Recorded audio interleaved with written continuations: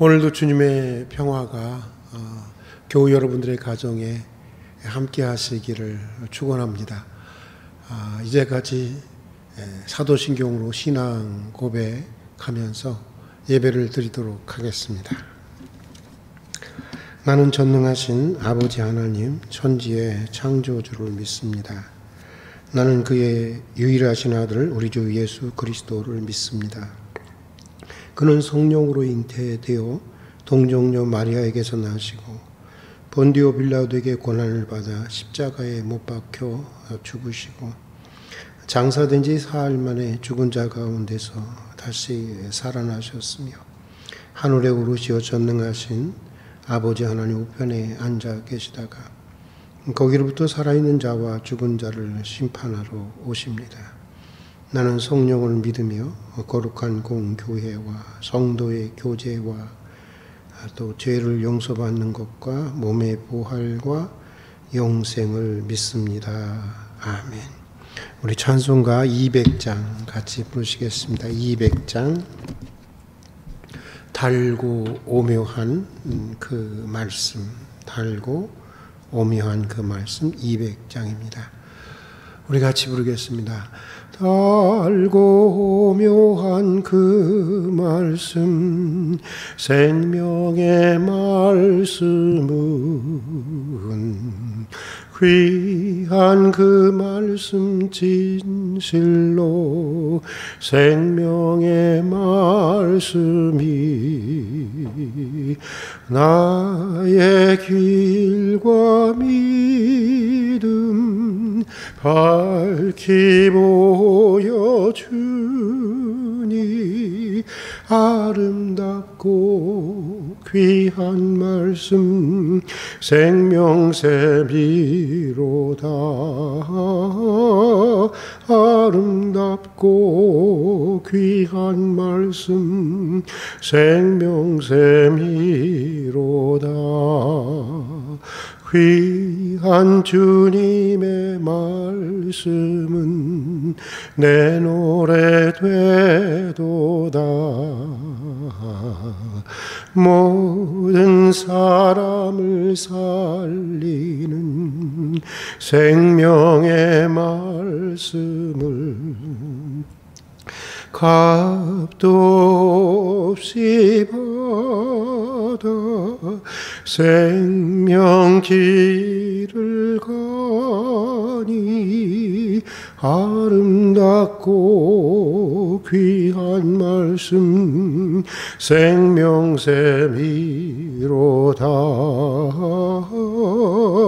아름답고 귀한 말씀 생명샘이로다. 널리 울리어 퍼지는 생명의 말씀은 마음의 용서와 평안을 골고루 주나니 다만 예수 말씀 듣고 복을 받네. 아름답고 귀한 말씀 생명샘이로다. 아름답고 귀한 말씀 생명샘이로다. 아멘. 오늘은 시편 119편 우리 대림절 특별 새벽 기도회 때 했던 말씀 이어서 우리 계속해서 하나님의 말씀을 읽어 나가도록 하겠습니다. 오늘은 시편 119편 97절부터 104절까지의 말씀입니다. 97절부터 104절까지의 말씀. 구약성경 894페이지입니다. 894페이지 우리 함께 읽도록 하겠습니다. 봉독하는 가운데 성령께서 각자에게 주시는 음성을 들을 수 있기를 바랍니다. 같이 읽겠습니다. 내가 주의 법을 어찌 그리 사랑하는지요? 내가 그것을 종일 작은 소리로 읊조리나이다. 주의 계명들이 항상 나와 함께 하므로 그것들이 나를 원수보다 지혜롭게 하나이다. 내가 주의 증거들을 늘 읊조림으로 나의 명철함이 나의 모든 스승보다 나으며 주의 법도들을 지킴으로 나의 명철함이 노인보다 나으니이다. 내가 주의 말씀을 지키려고 발을 금하여 모든 악한 길로 가지 아니하였사오며 주께서 나를 가르치셨으므로 내가 주의 규례들에서 떠나지 아니하였나이다. 주의 말씀에 마치 내게 어찌 그리 단지요 내 입에 꿀보다 더 다니이다. 주의 법도들로 말미암아 내가 명철하게 되었으므로 모든 거짓 행위를 미워하나이다. 아멘. 오늘 우리가 읽은 시편의 말씀은 모든 문장들이 시브리어 알파벳 맴으로 시작되는 시편 119편의 13번째, 13번째 문단입니다. 오늘 말씀은 그동안 우리가 쭉 읽어온 대로 하나님 말씀에 대한 시편 기자의 아주 절절한 그 사랑의 고백과 그 말씀이 자신의 인생에 가져다 준 은혜가 무엇인지를 간증하고 있는 내용으로 되어 있습니다. 그러면서 오늘 시편 기자는 하나님의 말씀에 대해서 품고 있는 마음과 자세에 대해서 우리에게 소개해 주고 있는데, 먼저 오늘 시편 기자는 이렇게 고백을 합니다. 우리 다 같이 한번 97절의 말씀을 읽어 보도록 하겠습니다. 97절의 말씀 읽겠습니다. 내가 주의 계명을 어찌 그리 사랑하는지 내가 그것을 종일 작은 소리로 읊조리나이다. 우리 다시 한번 읽어볼까요? 내가 주의 계명을 어찌 그리 사랑하는지 내가 그것을 종일 작은 소리로 읊조리나이다. 오늘도 정말 하루 종일 작은 소리로 주의 말씀을 읊조리는 우리들의 삶이 되면 얼마나 좋을까, 그런 생각이 듭니다. 그러니까 지금 시편 기자 자신은 주님의 말씀을 참으로 사랑한다는 것입니다. 너무도 사랑한다는 것입니다. 그래서 하루 종일 주님의 말씀을 묵상하게 될 정도로 주님의 말씀을 그렇게 사랑하고 있다고 하는 것입니다. 자, 여러분들은 어떻습니까? 주님의 말씀을 사랑하십니까? 사랑한다면 얼만큼 사랑하십니까? 아니, 먼저 주님의 말씀을 사랑한다고 하는데 그 사랑한다고 하는 그 상태가 무엇을 말하는 것일까요? 가만 보면 우리가 누군가를 또 무엇인가를 사랑한다고 할 때는 대략 3가지 정도의 특징이 있는 것 같습니다. 먼저 사랑한다고 하는, 우리가 사랑하게 되면 나타나는 특징 중에 하나는 늘 생각이 하는 것입니다. 늘 생각을 하는 것입니다. 아니, 생각을 하는 것이 아니라 늘 생각이 그냥 자연스럽게 나는 것입니다. 사랑에 빠져본 사람들은 알지만 사랑을 하게 되면 늘 사랑하는 사람에 대한 생각으로부터 벗어나지를 못하는 것입니다. 사랑이 깊어지면 깊어질수록 더 그런 것입니다. 어느 청년에게 들은 말인데 어떤 사람을 교회를 다니면서 사랑하게 되었다는 것입니다. 그런데 하루 종일, 그 전까지는 그 사람에 대해 그렇게 생각해 본 적이 없는데 그 사랑을 하고 난 다음부터는 하루 종일 정말 24시간 내내 그 사람만 생각난다고 하는데, 여러분, 바로 이런 것이 사랑입니다. 사랑은 늘 생각하는 것입니다. 아니, 늘 생각이 나는 것입니다. 그것이 바로 사랑인 것입니다. 자, 또 여러분, 사랑은 어떤 것이냐? 사랑은 항상 그리워하는 특징을 가지고 있습니다. 사랑에 빠져보면 알지만 사랑하는 사람과는 아무리 오래 대화를 해도 오래 만나도 지루하지 않는 법입니다. 지루하다? 이건 벌써 사랑이 식어지고 있는 하나의 증거라고 볼 수가 있습니다. 그저 같이 있기만 해도 좋고 오래 있다가 잠시 헤어져도 보고 싶고 또 그리운 것입니다. 어느 시인의 말대로 그대가 내 곁에 있어도 나는 그대가 그립다라고 하는 그 고백, 바로 거기에 사랑의 고백이 있는 것입니다. 그리고 또 사랑이라는 것은 기뻐하는 것입니다. 특별히 받은 것이 없는데, 특별히 내게 잘해준 것이 없는데도 그냥 그 존재 자체로 기뻐지는 것입니다. 보기만 해도 좋고 곁에서 숨을 쉬고 있다는 것만으로도 너무 좋은 것입니다. 이게 바로 사랑한다고 하는 것입니다. 그러니까 하나님의 말씀에 대한 오늘 시편 기자의 마음이 바로 이와 같았다고 하는 것입니다. 하나님의 말씀을 늘 생각하고 싶고 또 늘 어떻게 하면 한 말씀에도 더 읽고 더 들을 수 있을까? 방금 읽고 들었는데도 돌아서면 또다시 읽고 듣고 싶어진다는 것입니다.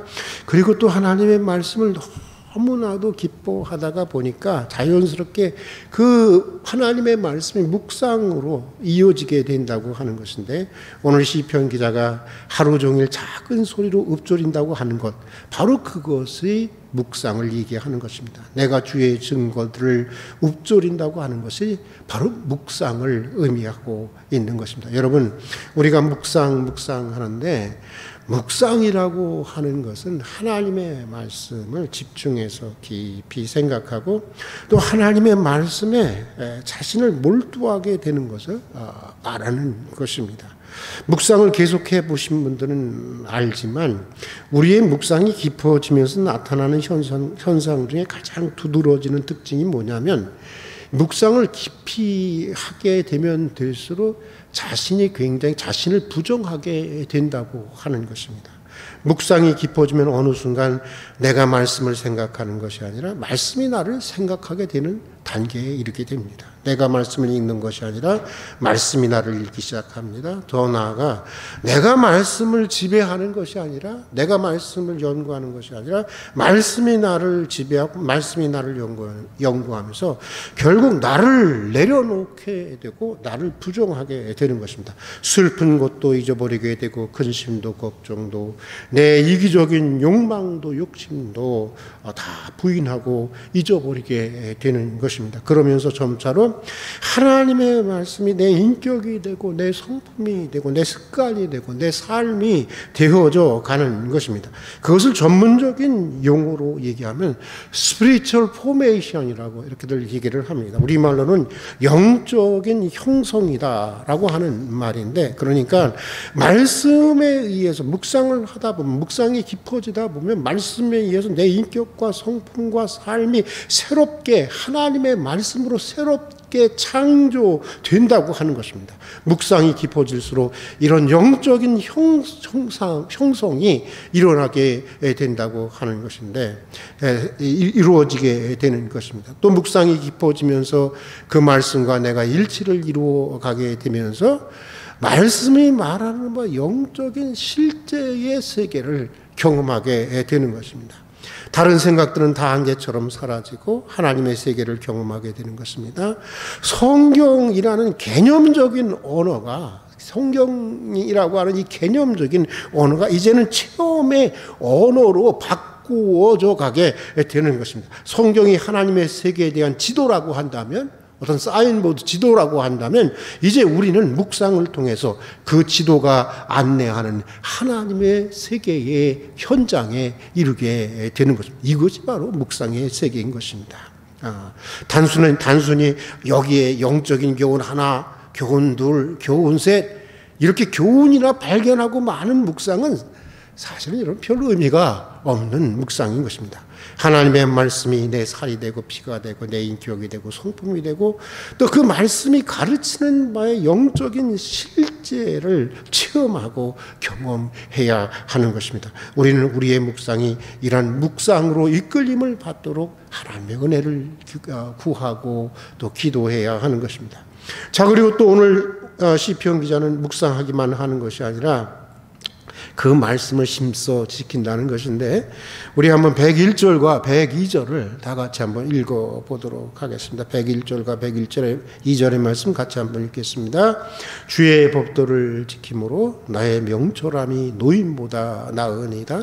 내가 주의 말씀을 지키려고 금하여 모든 악한 길로 가지 아니하였나이다. 그렇습니다, 여러분. 주님의 말씀을 제대로 묵상하면 주님의 말씀을 저절로 자연스럽게 지키게 되는 것입니다.